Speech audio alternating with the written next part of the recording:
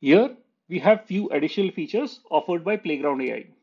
These are not stable diffusion features, but image fix and enhancement features by separate AI models and libraries.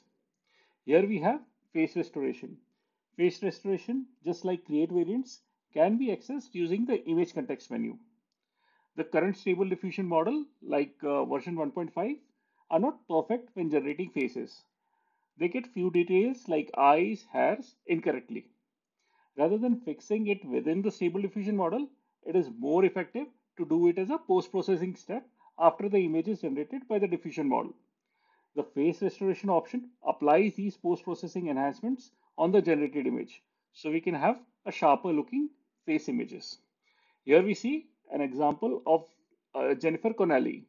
We have generated the image of Jennifer Connelly using the stable diffusion model version 1.5. But we see the eyes are not perfect as well as the skin tone is not perfect. We use the face restoration feature to smoothen the skin as well as fix the eyes. Next, we have Upscale. The stable diffusion model generates images under the 1024 by 1024 resolution. For production grade, we need at least 4 times this resolution.